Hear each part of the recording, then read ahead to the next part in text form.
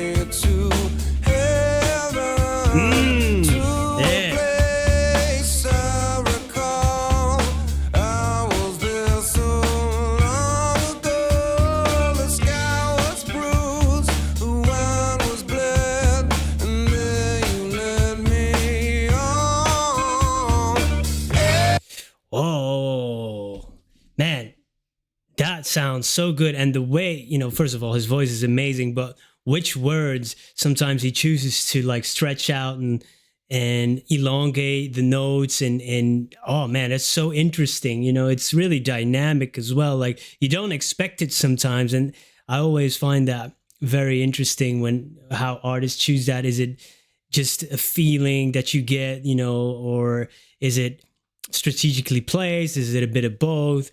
I always look out for those, like interesting.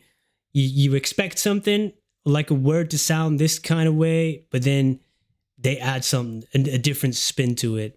Like in the line, reading how we'll die alone. That was very interesting delivery on that one. So I was like, oh man, that's amazing. And of course, as a book nerd and as a writer myself, if you talk about getting lost in pages and about books and reading, yeah, you got me. You got me. You got me. And the bass sounds great here too. It's just like, I don't know. It's easy to listen to, but it's like the subject matter, man. It resonates with me a lot. Definitely the line, like he's saying, like in my deathbed, I will pray to just about anyone who take me to heaven. Anybody who'll have me, really. And I've actually talked about this in other reaction videos, and I've also used that in one of my own novels, when you're about to die, but it's basically based on my own experience. Like, oh man, you think you want to die, and then suddenly you're on death's door, and it's, oh, you know what? I'd like to be alive. And that feeling of, or even when you're a kid and you know, somebody's sick, or your grandparents, your parents, or whatever, you've done a bad thing, whatever, you're gonna go like asking to the heavens, anybody who listen, whatever God who will listen, like, please give me one more shot and I won't screw it up, basically.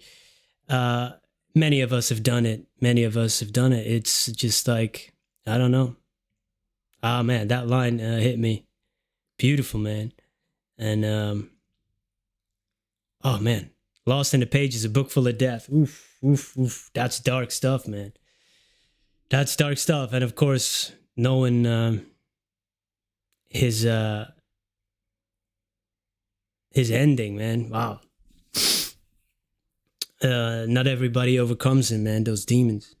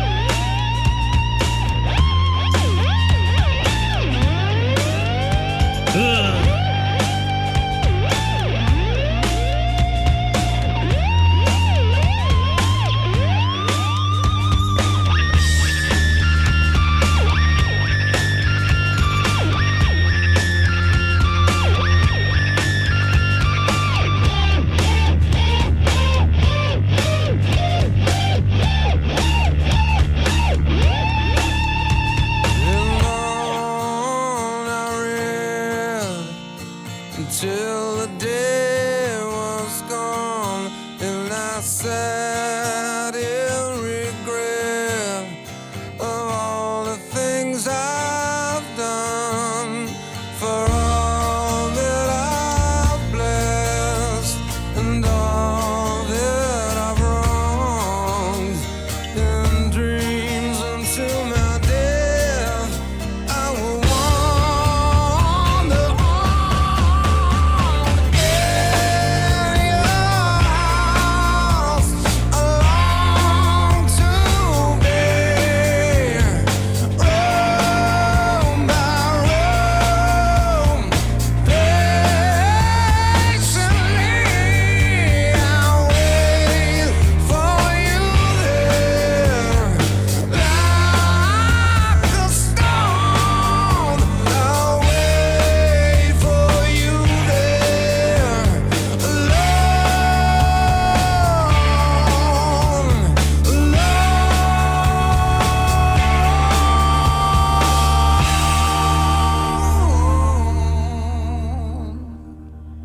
Wow. Damn. I can't believe that I never got into his music, because I knew a bit about him over the years. I think I had some friends who talked about it, because you know, I was such a big fan of hybrid theory. You know, I think it came out when I was 13, 14, and when you're, you know, teenager that's out on the street a lot, and some of the things that Chester was singing about, man, to this day they hit me so hard. And you know, of course, we know what happened to him, and I believe, you know, Chris's death affected him very much. And was it maybe like a half year later, 7 months later or something? I'm not sure. I could be wrong about that. I don't want to speak out of line here, but it did affect him, and so did many other people, many fans. But for some reason, I never got into his music. But damn, man, what? See, sometimes you have to listen and keep an open mind. But when you're young and dumb and full of that other stuff, you don't. You know, it's one ear in, the other out. But I'm glad it comes to me now, man, at this point in my life. Wow, that was great. And then Tom on the guitar. Yo, oh, this dude, man, so talented. And I just did a reaction. It was him and Bruce Springsteen, but it might be up on the channel now. It was blocked at first, so I don't know if it's already released that copyright. But dang, he was scratching on the guitar. He was doing like, for me, that's all new. You know, for people who are familiar with this type of music, you've seen it. But for me, this is all new and mind blowing stuff, man. It's incredible to watch and to listen to. And yeah, definitely need to get into more like this type of lyrics, man. These are the things that resonate with me a lot. You know, being alone, almost like waiting for death, you know, alone and sitting in your regrets, but it's a dark and dangerous place to be. Oh man, good stuff. I could see why it's such a big song. And the man's voice was a true gift, man. And it, of course, this is video, but it looks so, he makes it seem like easy, maybe a wrong word. Maybe I should check out some live versions. You know, this is a video. It's never, you know, it's not the same as singing live, and portraying that in the video is different, of course. I think I've seen one of his live performances a few years ago. I think he did Crawling. Maybe it was together with Chester. I'm not sure. Maybe it was alone, but I remember it vaguely. Maybe I should revisit it. Yeah, man, this was great. Such a great song, you know, sonically, just musically, lyrically, vocally, man. This is a sound I love and words that hit me for sure. Thank you for recommending it. Thank you for being here. And I hope you have a great day. Peace.